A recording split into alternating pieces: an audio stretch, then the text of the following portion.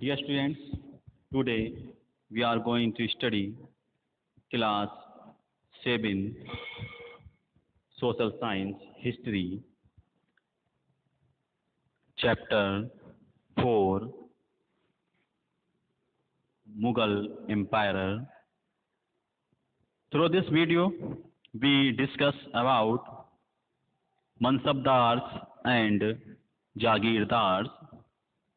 आज के इस वीडियो के माध्यम से हम मनसबदार और जागीरदार के बारे में स्टडी करेंगे. As the emperor expanded to encompass different regions, the Mughals requited diverse bodies of people from a small nucleus of Turkish nobles. They expanded to include Iranis, Indian, Muslims, Afghan, Rajputs, Marathas, and other groups. Those who joined Mughal service were enrolled as mansabdar. सबसे पहले हम मनसबदार के बारे में जानते हैं कि मनसबदार कौन है. तो जैसे जैसे साम्राज्य में विभिन्न क्षेत्र सम्मिलित होते गए, वैसे वैसे मुगलों ने तरह तरह के सामाजिक समूहों के सदस्यों को प्रशासन में नियुक्त करना आरंभ किया. शुरू में ज़्यादातर सरदार तुर्की यानी तुरानी थे, लेकिन अब इस छोटे समूह के साथ साथ उन्होंने शासक वर्ग में ईरानियों, भारतीय, मुसलमानों, अफगानों, राजपूतों, मराठाओं और अन्य समूहों को सम्मिलित किया. मुगलों की सेवा में आने वाले नौकरशाह मनसबदार कहलाए. The term Mansabdar refers to an individual who holds a mansab, meaning a position of rank. It was a grading system used by the Mughals to fix first rank, second salary, and third military responsibility. Rank and salary were determined by a numerical value called Jat. The higher the Jat, the more prestigious was the noble's position in court and the larger his salary. Mansabdar शब्द का प्रयोग ऐसे व्यक्तियों के लिए होता था जिन्हें कोई मनसब यानी कोई सरकारी हैसियत अथवा पद मिलता था. यह मुगलों द्वारा चलाई गई ग्रेडिंग सिस्टम था, यानी श्रेणी व्यवस्था थी, जिसके माध्यम से फर्स्ट में रैंक यानी पद, सेकंड में सैलरी वेतन और थर्ड में मिलिट्री रिस्पॉन्सिबिलिटी यानी सैन्य उत्तरदायित्व निर्धारित किए जाते हैं। Rank and salary were determined by a numerical value called जात। पद और वेतन का निर्धारण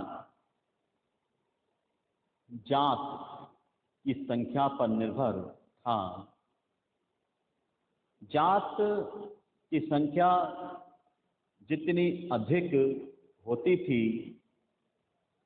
दरबार में अभिजात की प्रतिष्ठा उतनी ही बढ़ जाती थी और उसका वेतन भी उतना ही अधिक होता था। The Mansabdar's military responsibilities required him to maintain a specified number of sawar or cavalrymen. The Mansabdar brought his cavalrymen for review, got them registered, their horses branded, and then received money to pay them as salary. Mansabdar जो सैन्य उत्तरदायित्व मनसबदारों को सौंपे गए थे, उन्हीं के अनुसार उन्हें घुड़सवार रखने पड़ते थे। मनसबदार अपने सवारों को निरीक्षण के लिए लाते थे। वे अपने सैनिकों के घोड़ों को दगवाते थे और सैनिकों का पंजीकरण करवाते थे। इन कार्यवाहियों के बाद ही उन्हें सैनिकों को वेतन देने के लिए धन मिलता था। Mansabdar received their salaries as revenue assessments called jagir, which were somewhat like iktas, but unlike muktis, most mansabdar did not actually reside in or administer their jagir. Mansabdar अपना वेतन राजस्व एकत्र करने वाली भूमि के रूप में पाते थे, जिन्हें जागीर कहते थे और जो तकरीबन इकताओं के समान थी। But unlike muftis, most mansabdar did not actually reside in or administer their jagir. Mansabdar मुफ्तियों से भिन्न अपने जागीरों पर नहीं रहते थे और ना ही उन पर प्रशासन करते थे। They only had rights to the revenue of their assessment, which was collected for them by their servants, while the mansabdar themselves serve in some other part of the country. उनके पास अपनी जागीरों से केवल राजस्व एकत्रित करने का अधिकार था। वह राजस्व उनके नौकर उनके लिए एकत्रित करते थे, जबकि वे स्वयं देश के किसी अन्य भाग में सेवारत रहते थे। Akbar reasoned these jagirs were carefully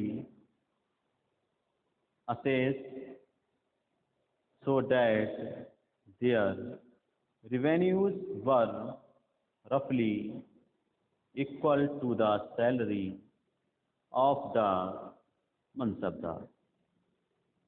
Akbar के शासन काल में इन जागीरों का सावधानी पूर्वक आकलन किया जाता था, ताकि इनका राजस्व मनसबदार के वेतन के बराबर रहे। By Aurangzeb's reason, this was no longer the case, and the actual revenue collected was often less than the granted sum.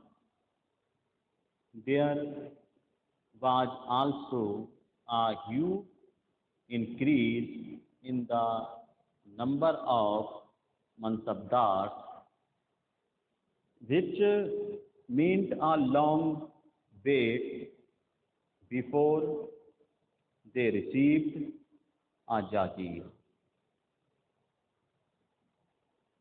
इसी तरह से औरंगजेब के शासन काल तक पहुँचते पहुँचते स्थिति बदल गई। अब प्राप्त राजस्व मनसबदार के वेतन से बहुत कम था। मनसबदारों की संख्या में भी अत्यधिक वृद्धि हुई, जिसके कारण उन्हें जागीर मिलने से पहले एक लंबा इंतजार करना पड़ता था। As the result, many jagirdars tried to exact as much revenue as possible while they had a जागीर। तो इन सभी कारणों से जागीरों की संख्या में कमी हो गई। फलस्वरूप कई जागीरदार जागीर रहने पर यह कोशिश करते थे कि वे जितना राजस्व वसूल कर सकें उतना वसूल कर लें। Aurangzeb was unable to control these developments in the last year of his reign, and the peasantry therefore suffered tremendously। और औरंगजेब के शासन काल के अंतिम वर्षों में इन परिवर्तनों पर औरंगजेब का कोई नियंत्रण नहीं रहा। इस कारण किसानों को अत्यधिक मुसीबतों का सामना करना पड़ा। जब एंड जमींदार। जब्त और जमींदार, the main source of income available to Mughal rulers was tax on the produce of the peasantry। मुगलों की आमदनी का जो मुख्य साधन था वह किसानों की उपज से मिलने वाला राजस्व था।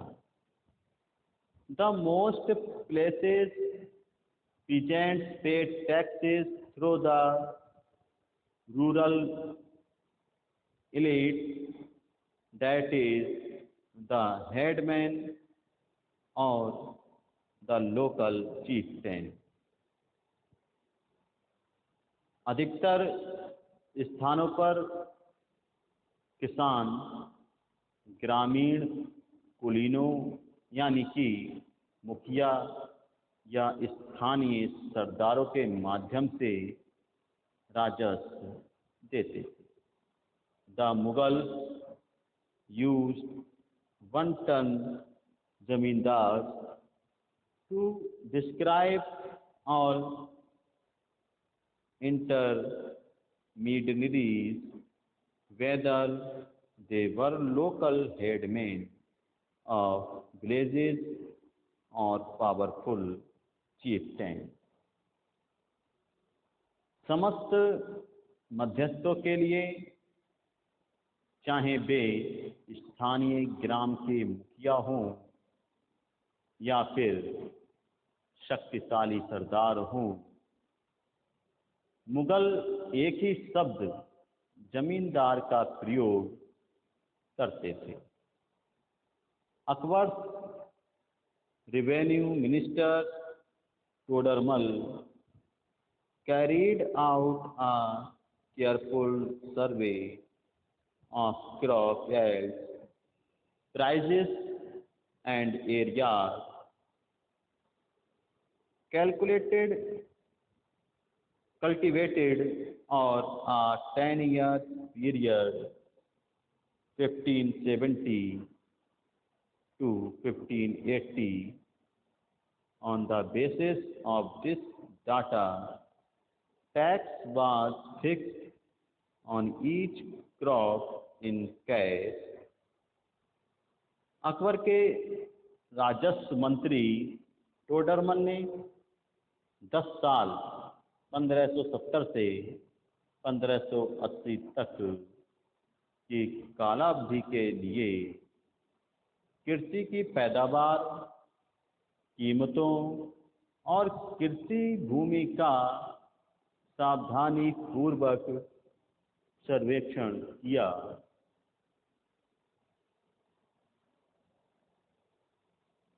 Each province was provided into revenue circle with its own schedule of revenue rates for individual crops। This revenue system was known as जब्त। और इन आंकड़ों के आधार पर प्रत्येक फसल पर नगद के रूप में राजस्व निश्चित कर दिया गया। प्रत्येक प्रांत को राजस्व मंडलों में बांटा गया और प्रत्येक को हर फसल के लिए राजस्व दर की अलग सूची बनाई गई। तो राजस्व प्राप्त करने की इस व्यवस्था को जब्त कहा जाता था।